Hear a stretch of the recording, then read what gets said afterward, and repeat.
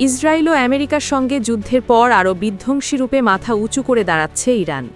শত্রুপক্ষের হামলায় ক্ষতিগ্রস্ত মিসাইল কারখানাগুলো ইতোমধ্যে মেরামত করে ফেলেছে তারা। এমনকি ইসরায়েল ও আমেরিকার পরবর্তী হুমকি মোকাবেলায় প্রতিরক্ষা খাত ঢেলে সাজাতে শুরু করেছে তেহরান। বিশেষ করে যে মিসাইল দিয়ে ইসরায়েল ও আমেরিকাকে শায়েস্তা করেছিল, সেই মিসাইলের ভাণ্ডার আরও সমৃদ্ধ করছে আয়াতুল্লাহ আলী খামেনির নির্দেশ। মিসাইলগুলোকে আরও উন্নত ও নির্ভুল করে আপগ্রেড করা হচ্ছে। সেই ধারাবাহিকতায় এবার প্রথমবারের মতো 10,000 কিলোমিটার পাল্লার একটি আন্তঃমহাদেশীয় ব্যালিস্টিক ক্ষেপণাস্ত্র সফলভাবে পরীক্ষা চালিয়েছে ইরান। এর মাধ্যমে গোটা বিশ্বকে তাক লাগিয়ে দিয়েছে দেশটি। গত 19 জানুয়ারি নিজের সামাজিক যোগাযোগ মাধ্যম এক্সে তথ্য শেয়ার করেন ইরানের রাশিয়া ও ককেশাস বিষয়ক বিশেষজ্ঞ অধ্যাপক মেহেদি সাইদ তাবরিজি।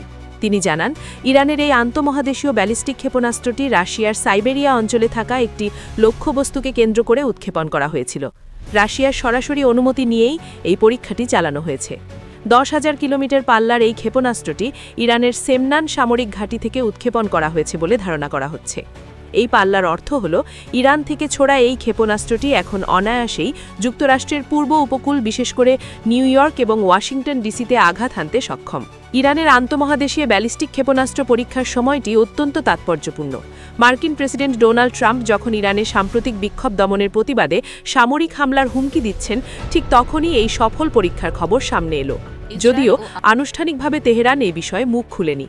বিশেষজ্ঞরা বলছেন, মূলত ওয়াশিংটনকে শক্তিশালী বার্তা হিসেবে দেয়া হয়েছে, যাতে তারা ইরানকে আক্রমণ করার আগে দুইবার ভাবে। ইরানের কাছে স্বল্প, মধ্যম এবং দীর্ঘ পাল্লার বিভিন্ন ধরনের ব্যালিস্টিক ও ক্রুজ ক্ষেপণাস্ত্র রয়েছে। সাহাব, সেজিল এবং খরমসার শ্রেণীর ক্ষেপণাস্ত্রের সর্বোচ্চ পাল্লা প্রায় 2,000 কিলোমিটার। এসব ক্ষেপণাস্ত্র দিয়ে আমেরিকার মূল ভূখণ্ডে হামলা সম্ভব নয়, আর তাই দীর্ঘ পাল্লার আন্তঃমহাদেশীয় ক্ষেপণাস্ত্র তৈরিতে কয়েক বছর ধরেই চেষ্টা চালিয়ে যাচ্ছে দেশটি। গত বছরের 18 সেপ্টেম্বর ইরান গোপনে আন্তঃমহাদেশীয় ব্যালিস্টিক ক্ষেপণাস্ত্র পরীক্ষা চালায় বলে গণমাধ্যমে প্রথম খবর রটে। সেই সময় ইরানের মিসাইল নিয়ে উদ্বেগ জানান ইসরায়েলের প্রধানমন্ত্রী বেনিয়ামিন নেতানিয়াহু। নেতানিয়াহু দাবি করেন, ইরানি আন্তঃমহাদেশীয় ব্যালিস্টিক ক্ষেপণাস্ত্র আমেরিকার নিউ ইয়র্ক, বোস্টন, ওয়াশিংটন বা মিয়ামিতে আঘাত হানতে সক্ষম। তবে নেতানিয়াহুর সেই দাবিকে অস্বীকার করেছিল ইরান। কিন্তু এর কয়েক মাসের মধ্যে ইরানের আন্তঃমহাদেশীয় ব্যালিস্টিক ক্ষেপণাস্ত্র পরীক্ষার খবর আবারও সামনে এলো।